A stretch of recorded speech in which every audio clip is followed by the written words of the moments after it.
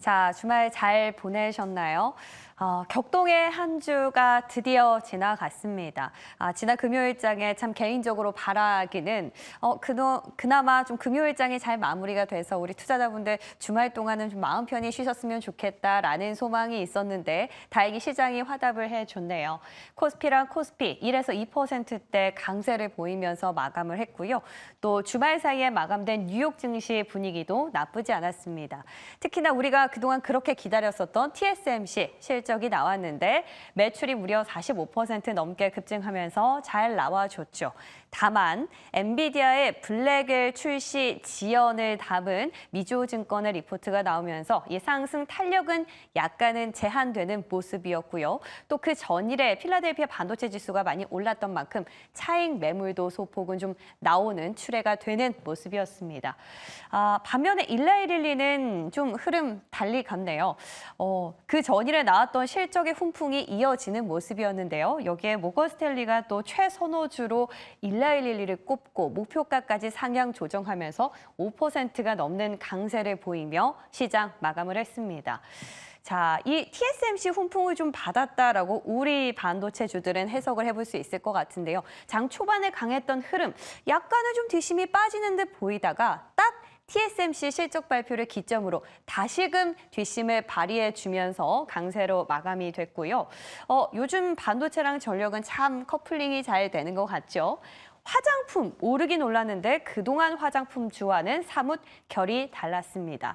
가장 초반 화장품주를 주도했었던 쪽은 수출주였죠. 그러다가 대장 쪽으로 좀 넘어가는가 싶더니 아모레퍼시픽, 중국 쪽에 또 매출 쇼크가 나면서 급락을 한 이후에 다시금 쉬고 있었던 OEM 쪽으로 시세가 좀 들어갔다고 표현을 해야 할까요? 뿐만 아니라 미용기기 쪽도 시장에서 요즘 얘기들이 왕왕 들리고 있습니다.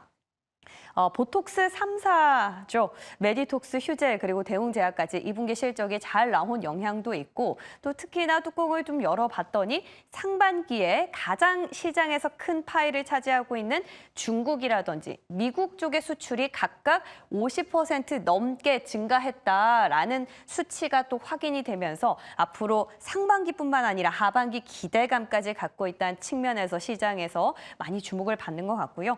끝으로 신재생, 시작은 풍력이었으나 마무리는 태양광이 했습니다. 실적도 잘 나오고 있고 또 주말 사이에 보니까 주요 경합주에서까지도 해리스 부통령이 또 트럼프 전 대통령을 이긴 걸로 확인이 되면서 오늘장 또 신재생 쪽으로 계속해서 시세가 이어갈지 이어질지 한번 지켜보셔야 될 것 같습니다. 자, 이렇게 나름대로 유종의 미를 거두면서 잘 마무리가 됐는데 왜 그러나라고 타이틀을 정했을까요? 그 이유는 다음 장에서 조금 더 깊게 보도록 하겠습니다. 자, 우리가 대외 리스크를 주목해야 하는 이유 바로 이건데요. 지금 현 시점 이제 안도의 어떤 타임라인에 접어들었다라는 얘기보다는 폭풍 전야가 조금 더 맞을 것 같습니다. 자, 지난주에 우리에게 쇼크를 불러일으켰던 이유 바로 고용도 침체되고 지금 소비도 그렇고 전체적으로 경기가 침체되는 거 아니냐라는 공포 심리 때문이었는데 다행히도 실업수당 청구 건수를 확인해 봤더니 미국의 고용이 생각보다 견조하다는 사실을 우리가 확인할 수 있었고 여기에 서비스 지표도 잘 나왔죠. 또 엔캐리 트레이드 청산에 대한 우려도 BOJ 측이 약간은 좀 스텝을 조절하겠다라는 뉘앙스를 풍기면서 조금 안도하게 된 건데요.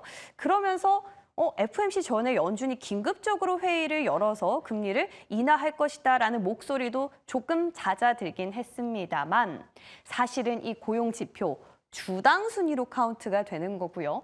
또 일본은행은 그렇게 금리 인상에 대한 스탠스를 좀 조절하고 하겠다라고 얘기를 하긴 했지만 아직까지 엔캐리 트레이드 청산의 규모가 얼마큼 남았는지 우리는 알지 못합니다. 자, 이런 불확실성이 여전히 잔존하고 있는 상황에서 당장 이번 주 우리 시간으로 목요일 광복절이죠. 미국의 소비 지표죠. 7월 CPI가 나오게 되는데 연준은 늘상 강조를 해왔습니다.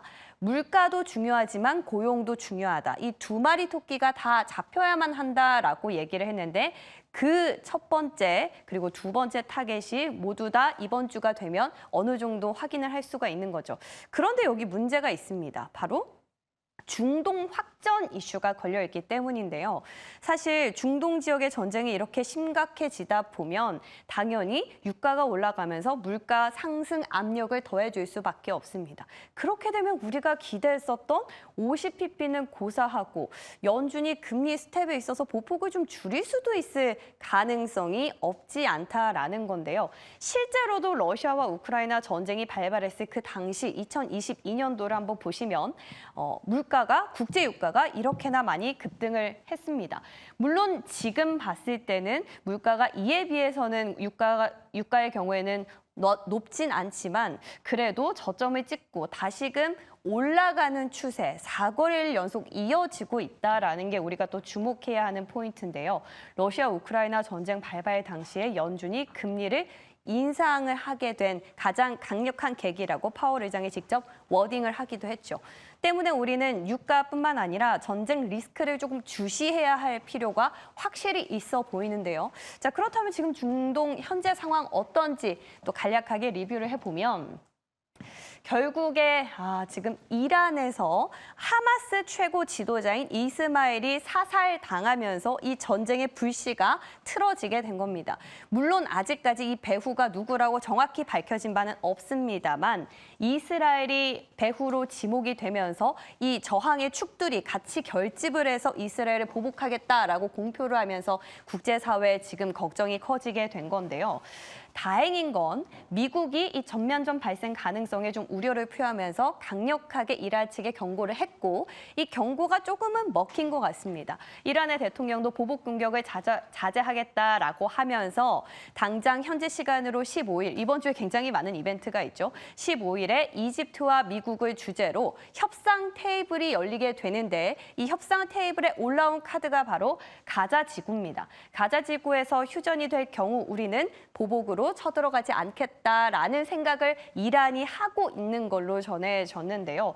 근데 문제는 갑자기 이스라엘이 주말 동안 가자 지구에 있는 학교를 대규모 공습을 하게 됩니다.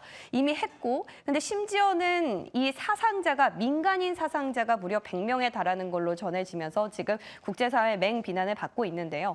이스라엘 측에서는 하마스에 대한 보복이다라고 얘기를 했지만 민간인 피해가 더 컸다는 점에서 이 협상 테이블에서 나올 카드는 다시 도루묵이 된 건 아니냐라는 우려도 나오고 있습니다. 뭐 이란과는 별개로 헤즈볼라는 또 독립적으로 공격할 가능성도 크다라는 게 우리의 발목을 잡고 있는데요. 자, 이란이랑 이스라엘 얘기만 지금 해도 이렇게 복잡한데 갑자기 우크라이나는 또 무슨 일일까요? 이제 젤렌스키 대통령이 종전을 하겠다라고 발언을 하면서 어느 정도 이달락이 되는 것 같아 보였는데 돌연 러시아 영토를 침범해서 지금 최대 규모의 지상전을 벌이고 있는지 벌써 한 4-5째, 한 4-5일이 됐습니다. 그러면서 또 러시아가 가만히 있을 수 없죠. 우크라이나 수도인 키이우를 쳐들어갔다라는 기사를 또 조금 전에 확인을 하고 왔는데 자, 이렇게 지금 대외적으로 리스크가 심상치 않습니다. 때문에 우리는 접근할 때 좀 셈법에도 까다롭게 돼버렸는데요. 방산의 경우에는 우리가 지난주에 있었던 급락장 속에서도 이스라엘 이슈 때문에 톡톡히 그 상승 탄력을 잃지 않았던 섹터 가운데 하나였고 해운도 조금 다시 생각을 해봐야 될 필요가 있습니다. 원래 예멘 후티 반군이 지금 해운 쪽으로 홍해에서 지금 자리를 잡고 수에즈 운하를 지나가고 있는 선박들을 공격하고 있는데 후티 반군의 경우에는 또 하마스에게 공식적으로 지지를 표한다라고 발언을 한 바가 있기 때문에 이란과 이스라엘 전쟁이 커지게 되면 더욱더 공격을 감행할 수가 있겠죠. 그렇게 되면 수에즈 운하를 지나갈 수 없는 선박들이 아프리카 남단으로 돌아가게 되면서 비용이라든지 시간이 더 들게 된다면 결국 운임 상승 때문에 해운주는 오히려 반사 수혜를 누려볼 수도 있다라는 얘기가 여기서 나오는 겁니다. 자, 재고는 또 다르죠. 우크라이나 종전 얘기가 있을 때 탄력을 받았기 때문에 다시 확전이 된다면 이 부분 변동성에 좀 주의하셔야 될 것 같고요.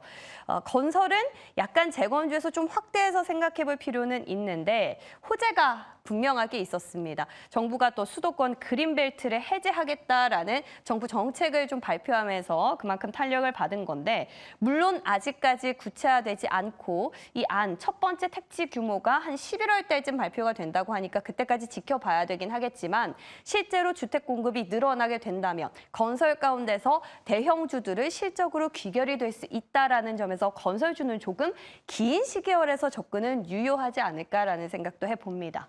자, 전쟁 리스크 타고 보니까 어마어마하죠. 우리가 이렇게 좀 셈법을 달리하면서도 계속해서 주시해야 할 필요는 있을 것 같습니다.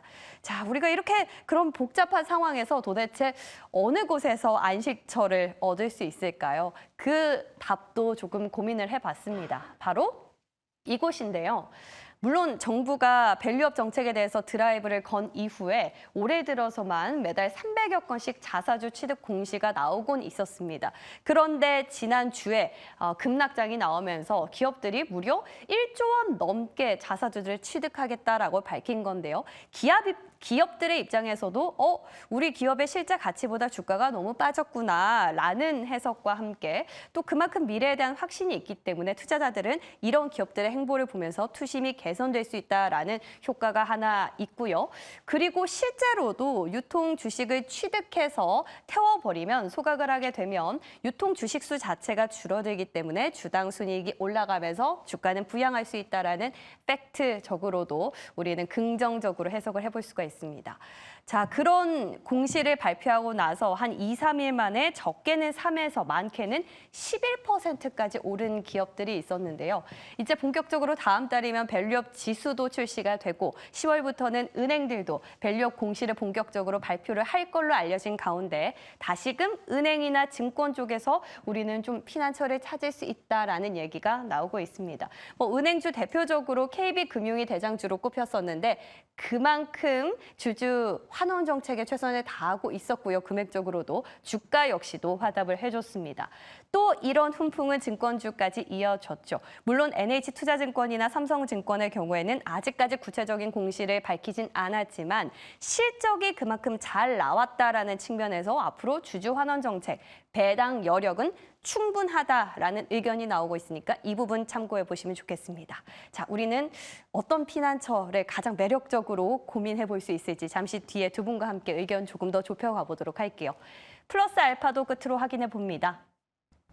자, 우리나라 수출의 양대 산맥이죠. 반도체와 자동차 수출 비중이 이제는 무려 30% 넘게 달한 걸로 확인이 됐고요. 또 MSCI 편입 이슈도 이번 주 우리 시간으로 화요일 날 예정이 돼 있습니다. 지금까지 확실시된 바로는 LX 일렉트릭 딱 하나 정도 꼽히는데 물론 패시브 자금이 들어온다라는 측면에서 수급에 긍정적일 수 있지만 이미 이런 이슈로 많이 올랐기 때문에 더 셀온이 나올 수 있다는 가능성도 염려 좀 해봐야 될 것 같고요. 끝으로 신재생은 오늘 호재와 악재가 같이 있네요. 미국의 태양광 기업인 썬파워가 파산 보호를 신청하면서 이제 미국의 주거용 태양광은 다 된 게 아니냐라는 외신의 해석이 나오고 있습니다. 과연 우리는 해리스 쪽에 조금 더 손을 들어줘야 할지 아니면 태양광 쪽의 수요를 조금 더 집중을 해봐야 될지 고민이 되네요. 뒤에 좀 조금 더 자세한 내용은 두 분과 함께 나눠보도록 하겠습니다.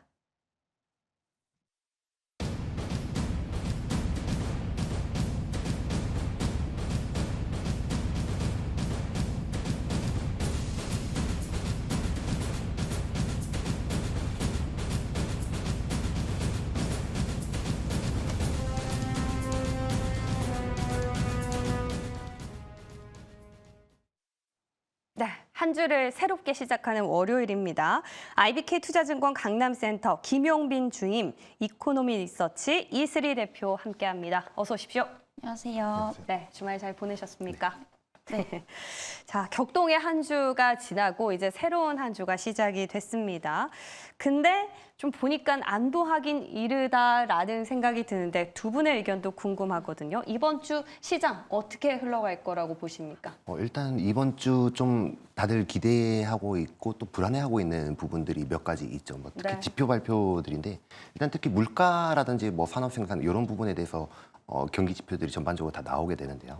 일단 여기서 좀 봐야 될 거는 일단 물가에 대해서 좀 보자면은 사실 이 물가가 지금 예상치가 거의 지난달에 3%딱 3.0이었잖아요. 근데 이런 부분을 좀 봤을 때는 이 물가가 만약에 좀 오르게 된다면 금리 인하에 대한 명분이 좀 없어지는 건 아니냐 이런 쪽 입장과 그러니까요. 그리고 또 사실 또 너무 낮게 나오게 된다면은 사실 경기 침체에 대한 그 또 둔화에 대한 그런 고민들이 좀 시장에서 얘기가 될 수 있겠거든요. 네. 사실 그런 부분 때문에 사실 이번 좀 CPI 발표에 대해서는 최대한 예상치와 근접하게 나오고 좀 지나가야 되는 부분이 아닌가라고 좀 생각을 하고 있는 부분이고요. 왜냐면 특히 지금 연준에서 계속적으로 좀 포커싱을 하고 있는 부분은 특히 물가뿐만 아니라 고용에 대해서도 같이 보겠다라고 했다는 점이 좀 저희가 지켜봐야 될 점인 것 같고요. 근데 이 사실 지난번 고용에 대해서 좀 되짚어 봤을 때요. 사실 고용이 좀 어느 정도 좀 쇼크가 났었던 부분이 있었잖아요. 네. 근데 그렇게 된다면 사실 요번 주에 나오는 뭐 소매 판매라든지 기업 생산 그런 지수에서 좀 상당히 좀 안 좋게 나올 수 있다라는 점을 좀 생각을 해봐야 될 것 같습니다. 특히 왜냐하면 사실 지난번에 고용이 좀 안 좋게 나왔던 이유 중에 하나는 좀 되짚어 보자면 네. 허리케인 이슈가 어느 정도 좀 일부 네네. 영향이 있었다라고 얘기하는 게 좀 정론인 것 같은데 그런 부분이라면 사실 좀 가계 판매라든지 그런 부분에서도 분명히 좀 일부 쇼크가 있을 수 있다. 좀 이런 부분에 줄어들 수 대해서 있다. 어느 정도 사실 주의를 해야 될 것 같고요. 네. 그래서 이번 주는 좀 사실 좀 변동성의 시장이다. 예. 경기 지표로 봤을 때는 변동성의 확대 요인이다. 이런 부분을 봐야 될 것 같고. 근데 좀 다행인 것은 이 CPI 지표 발표에 대한 부분인데요. 네. 사실 그 지표가 발표되고 나서 다음 날 우리 국내장은 휴장이라는 쉬죠. 거고요. 예. 그래서 사실 좀 어느 정도 시장에 대해서 냉각과 좀 쉬어가는 과정을 좀 어느 정도 할 테니 사실 그렇게 크게 신경을 안 써도 되겠다라는 부분을 어느 정도 가지고 있습니다. 네. 근데 이런 변동성 장세에서는 일단 지수 베팅보다는 뭐 지난번부터 계속 얘기를 했었던 뭐 업종별, 종목별 이쪽으로 좀 계속적으로 환기를 계속 좀 시켜봐야 되는 것 같고요.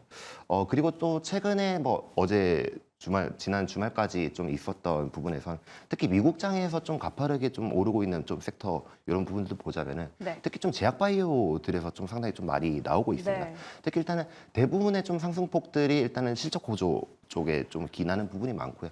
특히 젯바운드 같은 경우에는 좀 어닝 서프라이즈를 좀 보여주면서 그런 부분에 좀 있었기 때문에 국내장에도 분명히 좀 영향을 미치지 않을까.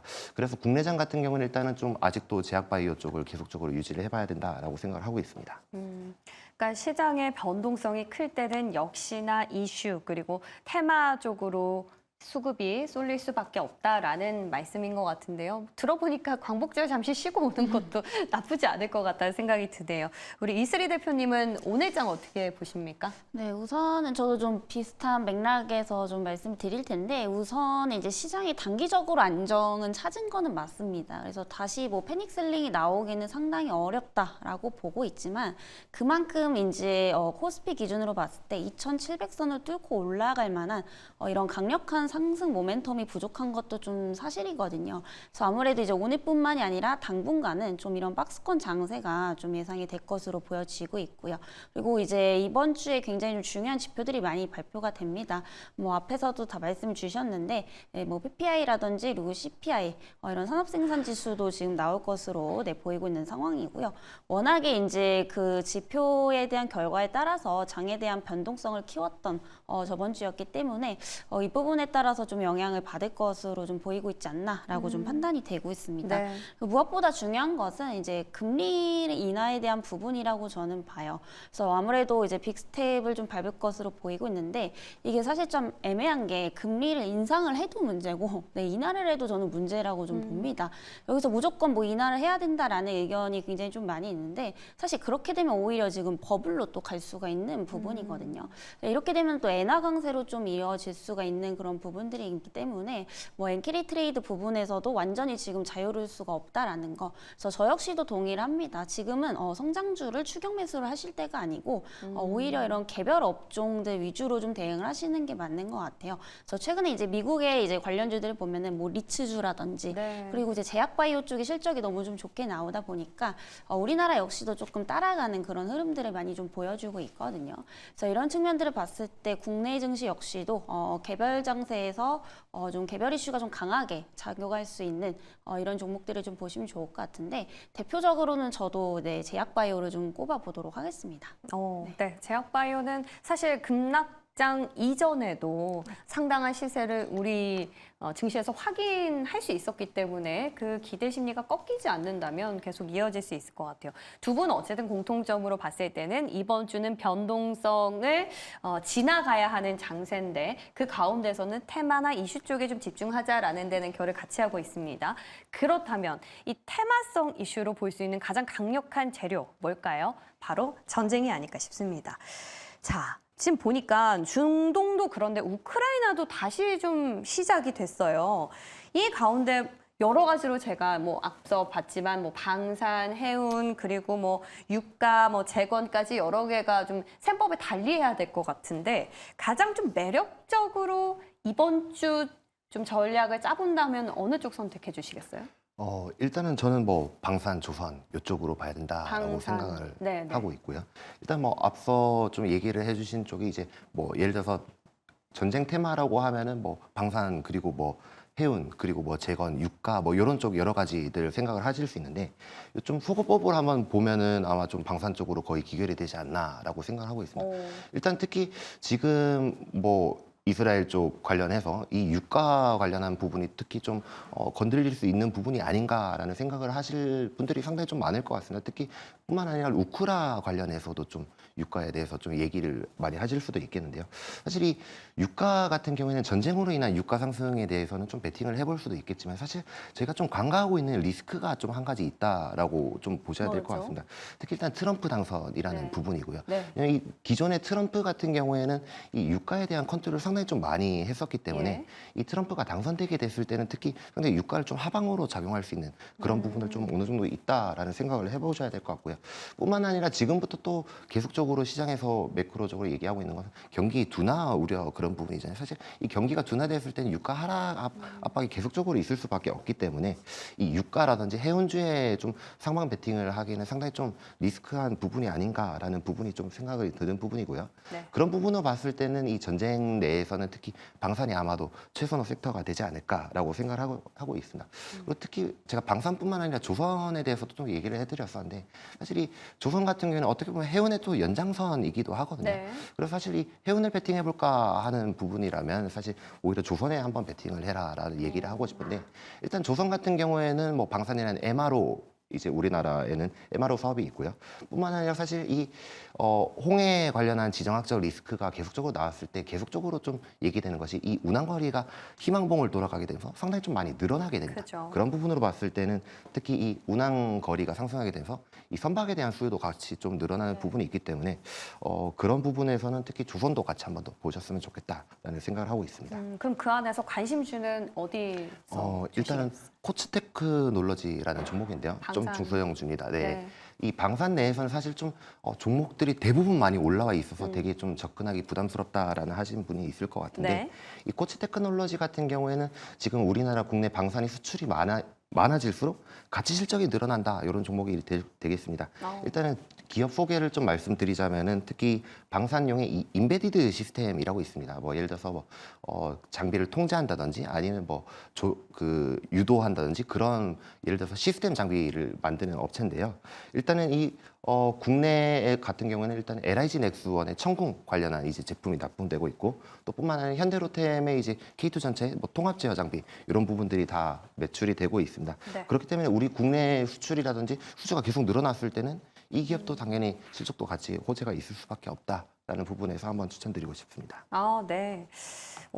사실 이번 이스라엘 전쟁 이슈가 다시 수면 위로 드러났을 때 가장 탄력을 받았던 게 중소형 방산주거든요. 근데 빅텍이랑 스페콘은 좀 너무 많이 올라서 부담스러웠는데 실제로 코츠 테크놀로지 같은 경우에는 현대로템이나 LIG 넥스원에 좀 공급을 하고 있다는 측면에서 테마성뿐만 아니라 또 기초 체력까지 좀 탄탄한 기업으로 볼 수 있을 것 같네요. 눈여겨보겠습니다. 좋습니다.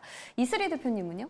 저도 방산입니다. 진짜요? 네, 왜냐면 결국에 우리가 딱 생각을 했을 때 전쟁이 일어나면 사실 가장 큰 직접적인 수혜를 볼 수 있는 것은 1차적으로 네. 방산이라고 좀 보고 있고요. 그리고 단순히 테마 관점이 아니고 지금 방산 같은 경우에는 작년부터 지금 실적 개선을 계속해서 좀 이루어오고 있습니다. 분기마다. 네, 특히나 이제 이런 부분들이 또 수주로 연결이 되고 있다라는 거. 그리고 최근에 이제 그 러우 전쟁이 좀 종식이 될 것 같았었는데 좀 양상이 많이 달라지고 있습니다. 특히나 특히나 이제 우크라이나 쪽에서 러시아 본토를 또 최대 규모로 공격을 하겠다. 뭐 이런 네. 얘기들도 좀 나오고 있는 만큼 여기에 이제 중동발 어떠한 리스크까지 좀 더해지면은 앞으로 이런 분위기들이 좀 계속해서 고조가 되지 않을까라고 좀 보고 있는 상황이고요. 결국에 이렇게 되면은 모든 국가들이 저는 좀 그 각자 도생을 좀 해야 된다라고 좀 보고 있거든요. 이렇게 되면 앞으로 이제 그 방위비에 대한 지출이 지속적으로 좀 늘어날 수밖에 없다라는 점, 이런 점들을 좀 보시면 좋을 것 같고요. 결국에 이제 우리나라뿐만이 아니라 뭐 미국의 어떤 방산기업들도 보면은 지금 하반기 실적 가이던스가 또 상향이 되고 있습니다. 그래서 지금 워낙에 이런 대외 변수가 좀 많은 시장이기 때문에 결국에는 이제 3, 4분기 실적이 좋아질 수 있는 업종이냐 이 부분을 보셔야 되는데 이게 대표적으로 방산도 좀 이쪽에 속한다. 네, 이렇게 좀 보시면 될 것 같고요. 이 중에서도 저는 한국항공우주라는 종목을 좀 보시면 좋을 것 같습니다. 예. 그래서 아무래도 최근에 이 방산주들 보면은 사실상 그 신규 관점에서 접근을 하시기에는 상당히 좀 부담스러우실 수도 있거든요. 그래서 대체적으로 지금 뭐 시가총액이 한 75% 이상 늘어난 기업들이 대부분인데 이 한국항공우주 같은 경우에 상대적으로 좀 못 갔었습니다. 네, 아무래도 이제 수주 프로젝트에 대한 부분들이 좀 지연이 됐던 게 원인으로 좀 보여지고 있는데 그럼에도 불구하고 2분기 때 또 깜짝 실적을 발표를 했거든요. 그래서 영업이익이 한 780% 네, 전년 동기 대비해서 이제 증가를 했다라고 좀 보시면 될 것 같고요. 그리고 최근에 이제 또 이제 수리용 관련해서 이런 체결에 대한 가능성도 좀 높아지고 있는 이런 상황들이기 때문에 뭐 하반기 여전히 뭐 실적 가이던스가 좀 상향이 되고 있다라는 점에서 주목을 해보시면 좋을 것 같고요. 네. 가장 큰 메리트는 뭐냐면 지금 방산업종 평균 PER이 25배까지 올라가 있습니다. 근데 이 종목 같은 경우에 아직도 16배, 네, 17배라는 점에서 그동안 이제 방산 관련주들 못 보신 분들한테는 좀 하나의 이제 대안의 종목이 좀 될 수 있다라는 점에서 좀 주목을 해보시면 좋지 않을까라는 말씀 드리겠습니다. 네, 두 분 다 전쟁 이슈에 관해서는 방산 쪽으로 의견을 같이 주셨고요. 저는 들으면서 드는 생각이 조선도 원래 지금 주로서 퐁당퐁당 잘하고 있었잖아요. 바이오랑 같이. 그래서 생각보다 괜찮겠다. 해운주의 연장선으로 조선까지 한번 고려해 보시면 좋겠습니다. 자, 테마 관련해서 전쟁에서 우리는 어떤 선택을 해야 할지 짚어봤다면 이제는 좀 안정적인 피난처는 어딜까라는 고민도 같이 해보게 되는데요. 자, 그 가운데서 밸류업 기업, 뭐 증권 은행주는 워낙 강조를 이제 많이 받았지만 스포트라이트를 많이 받았지만 이번에 보니까 KTNG라든지 이런 기업들도 실적 잘 나오면은 기대볼 만하다라는 사실을 우리가 눈으로 확인할 수 있는 어떤 방증이 됐거든요. 그 가운데서는 어떤 기업 보십니까? 일단은 저는 뭐 앞서 말씀해 주셨지만은 사실 저는 반대로 금융주를 계속 또 보고 있고요. 이쪽으로 또 네. 역시나 좀 안정적인 네, 역시나 거를 금융주를 보고 예. 있고. 근데 사실 앞서 말씀해 주신 KTNG라든지 그런 부분에서도 일단은 뭐 결코 이제 피하자 이런 얘기는 아닙니다. 근데 네. 뭐 앞서 얘기를 들어보자 보면은 일단 고배당주에 대한 매력도는 계속적으로 좀 될 것 같다라는 것이 결론이고요. 일단 지금 밸류업에 대해서 좀 계속적으로 좀 지켜보셔야 될 게 이 리스크를 회피하자는 좀 밸류업 쪽이 맞는 선택인 것 같다라는 부분에서 일단 9월에도 계속적으로 좀 이슈가 있죠. 특히 세법 및 상법 개정안이 이제 국회에 제출되는 그런 부분. 그리고 뿐만 아니라 이 밸류업 지수에 대한 그런 논의 그런 부분이 되게 되면서 이 9월에도 특히 이 밸류업에 대한 이슈는 계속적으로 몰이가 될 것이다라는 그런 부분이 있고요. 그리고 제가 또 금융주를 좀 얘기를 했던 부분은 사실 좀 이것이 논리 관계가 상당히 좀 약한 부분일 수도 있겠습니다만 네. 저는 그래도 뭐 계속적으로 봤었지만 이 해리스보다는 트럼프 쪽에 좀 더 배팅을 하는 것을 좀 더 선호를 했었는데 네. 이 금융산업에서도 사실 트럼프가 이 금융산업에 대한 규제를 상당히 좀 많이 풀었었습니다. 기존에 예를 들어서 금융위기 이후에 있어서 이제 그 은행 산업들이 상당히 좀 많이 정체되고 그런 부분이 있었는데 이 트럼프가 당선하게 되면서 그런 부분에 대해서 좀 규제를 계속 풀겠다라는 부분이 있었는데 그러면 국내에는 사실 좀 연결고리가 사실 약하긴 하지만은 비슷하게 만약에 정책적으로 펼쳐지게 된다면은 특히 이 간접 수에 대한 그런 부분도 있기 때문에 네. 금융주를 한번 좀 봐도 되지 않을까 그런 부분이고요. 사실 좀 메인 키포인트 같은 경우에는 이 최근에 지금 시장에서 계속하는 얘기 중에 하나는 일단 금리 인하를 좀 빨리 서둘러라. 네. 그리고 금리 인하는 50bp 정도 되지 않을까 예. 이런 기대감이 일단은 있는 부분인데 사실 좀 금리 인하 기대감도 있고 실질 금리에 대해서는 사실 50bp가 실제로 떨어져 있기 때문에 채권금리 네. 부분에서는요. 그렇기 때문에 이 미국장에서는 어떤 느낌이 벌어지고 있냐면 이 금리의 실질 금리가 계속적으로 떨어지니 이 고배당주에 대한 매력이 좀 많이 높아지지 않나. 네. 그래서 국내에서도 이 고배당주에 대한 매력도를 좀 한번 체크를 해보셔야 될 것 같고 그러면 종목단에서는 일단은 뭐 증권주, NH투자증권을 보고 있고요. 증권주요. 네. 기존에도 일단은 보수적인 리스크 관리를 해왔었고 계속적으로 주주 환원율을 높이는 기업 같은 경우는 기존에도 잘했던 기업이겠죠. 그런 부분에서는 특히 일단 높은 주주 환원율이 기대가 된다라는 부분이고 이 올해 같은 경우는 자사주 소각 그런 부분 때문에 일단은 높은 고배당주가 계속적으로 유지될 것 같다라는 부분에서 한번 추천드리고 실적은 싶습니다. 잘 나왔나요? NH투자증권? 실적은 이번에 딱 컨센서스랑 거의 컨센서스. 비슷하게 나왔었습니다. 네. 아, 컨센에. 네, 좋습니다. 은행주 뭐 여러모로 지금 연결고리를 말씀해 주셨는데 그 안에서 증권주, NH투자증권 탑픽으로 꼽아주셨고요. 이슬이 대표님, 요즘 보니까 SK텔레콤도 신곡하던데. 네. 네, 일단은 이제 그 전체적으로 네. 그 PBR이 조금 부담이 없는 종목들, 이제 저 PBR 종목군들이 이제 관련해서 좀 많이 상승이 나오고 있는 것 같습니다. 그래서 저는 전체적으로 보면은 좀 두루두루 보시는 게 좀 좋지 않을까라는 말씀 드리겠고요. 사실 업황에 대한 전체적인 느낌을 보면은 저 역시도 좀 금융주를 좀 꼽고 있는 상황입니다. 왜냐하면 이제 올해 가장 큰 이벤트가 또 대선 이슈가 있기 때문에 항상 이 금융주들 같은 경우에는 그 시장 대비 아웃퍼폼하는 이런 흐름들을 좀 보여줬었거든요. 그래서 업황만 보면은 사실상 금융주가 좀 제일 탑픽이다라고 보고는 있지만 사실 이제 주주환원율에 초점을 맞춘다라고 하면 그만큼 이제 총 주주환원율이 가장 높은 기업을 좀 보시는 게 맞지 않나라는 말씀 드리겠고 여기서 이제 가장 큰 수혜수는 사실 KTNG가 아닐까라고 좀 보고 있습니다. 그래서 이 기업 같은 경우에 이제 총 주주환원율이 90% 이상입니다. 그래서 우리나라와 이제 해외를 이제 놓고 보더라도 이렇게까지 높은 기업이 거의 없다시피 하거든요. 그래서 아무래도 이제 세제한 개편에 대한 수혜 그리고 이런 밸류업에 대한 어떤 직접적인 좀 수혜를 보고 싶다라고 하시는 분들은 당연히 이제 환원율이 높을수록 네, 여기에 좀 부합하지 않을까라고 보고 있고요. 이에 따라서 이제 KTNG를 오히려 좀 보시는 게 좋지 않을까라는 말씀 좀 드리도록 하겠습니다. KTNG도 실적이 또 잘 나왔잖아요. 네네. 그죠?